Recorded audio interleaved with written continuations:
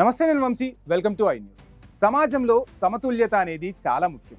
మరీ ముఖ్యంగా స్త్రీ పురుషుల నిష్పత్తి ప్రకృతి పరంగా ఇది దాదాపు సమానంగా ఉండాలి. కానీ మనం నిత్యం చూస్తున్న కొన్ని వాస్తవాలు గుండెలను పిండేస్తున్నాయి. ఒకప్పుడు బాలికా శిశు హత్యలు, లింగ నిర్ధారణ పరీక్షలు వంటివి గ్రామాల్లో, మారుమూల ప్రాంతాల్లో అనుకునేవాళ్ళం. కానీ ఇప్పుడు పరిస్థితి మరింత ఆందోళనకరంగా మారుతోంది. తెలంగాణలో అబ్బాయిలతో పోలిస్తే అమ్మాయిల సంఖ్య గణనీయంగా తగ్గుతోందట.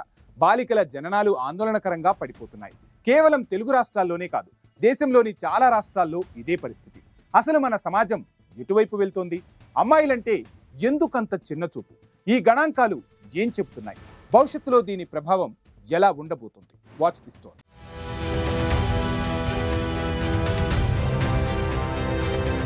తెలంగాణ, ఏపీ ఒక అభివృద్ధి చెందుతున్న రాష్ట్రాలు. అన్ని రంగాల్లో ముందుకు వెళుతున్నాయని చెప్పుకుంటున్నాం. కానీ కేంద్ర జనాభా లెక్కల విభాగం విడుదల చేసిన తాజా గణాంకాలు మన సమాజం ఎక్కడో ఒక చోట తప్పుదారి పడుతోందని స్పష్టం చేస్తున్నాయి.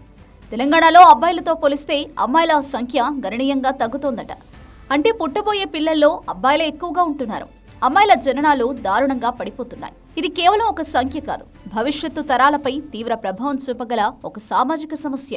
కేంద్ర జనాభా లెక్కల విభాగం చెప్పిన గణాంకాలు మరింత ఆందోళన కలిగిస్తున్నాయి. దేశవ్యాప్తంగా చూస్తే ప్రస్తుతం ప్రతి 1000 మంది అబ్బాయిలకు కేవలం 907 మంది బాలికలే ఉన్నారట.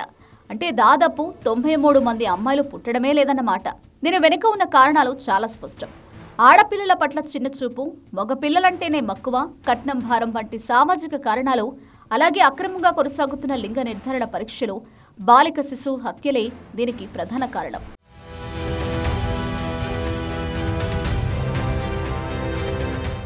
రాష్ట్రాల వారీగా చూస్తే పరిస్థితి మరింత దారుణం. అత్యల్పంగా బీహార్లో 1000 మంది అబ్బాయిలకు కేవలం 891 మంది బాలికలు మాత్రమే ఉన్నారు. పారిశ్రామికంగా అభివృద్ధి చెందిన మహారాష్ట్రలో కూడా ఇదే పరిస్థితి. అక్కడ 1000 మంది అబ్బాయిలకు 906 మంది బాలికలు మాత్రమే ఉన్నారు.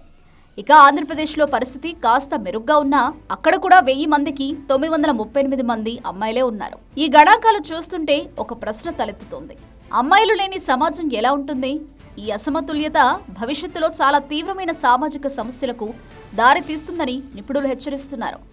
మగ పిల్లలకు పెళ్లిళ్లు కాని పరిస్థితి, పెరిగే సామాజిక నేరాలు, కుటుంబ వ్యవస్థలో చీలికలు, ఇలా ఎన్నో దుష్ప్రభావాలు ఎదుర్కోవాల్సి వస్తుంది.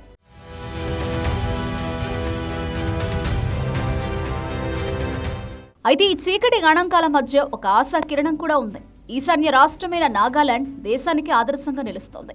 అక్కడ 1000 మంది బాలులకు గాను ఏకంగా 1068 మంది బాలికలున్నారు. అంటే అబ్బాయిల కంటే అమ్మాయిల సంఖ్య అక్కడ ఎక్కువగా ఉంది. ఇది ఎలా సాధ్యమైంది? నాగాలాండ్ సమాజంలో మహిళలకు ఇచ్చే గౌరవం, వారి సంస్కృతి, విద్యకు ప్రాధాన్యత వంటివి దీనికి కారణమని విశ్లేషకులు చెబుతున్నారు. నాగాలాండ్ స్ఫూర్తితో మన సమాజం కూడా మేల్కోవాలి. ఆడపిల్లలు భారమనే ఆలోచనను తొలగించాలి. వారికి విద్యను అందించి అన్ని రంగాల్లోనూ ప్రోత్సహించాలి. బేటీ బచావో, బేటీ పడావో వంటి ప్రభుత్వ పథకాలను నిజమైన స్ఫూర్తితో అమలు చేయాలి. ప్రతి ఆడపిల్ల ఈ భూమిపై పుట్టే హక్కుందని, వారు సమాజానికి ఎంతో అవసరమని ప్రతి ఒక్కరూ గుర్తించాలి. స్త్రీ పురుషులు సమానంగా ఉంటేనే సమతుల్య, ఆరోగ్యకరమైన సమాజం సాధ్యమవుతుంది. భవిష్యత్తు తరాల భద్రత కోసం మనం ఈ ఆలోచనను మార్చుకోవాలి.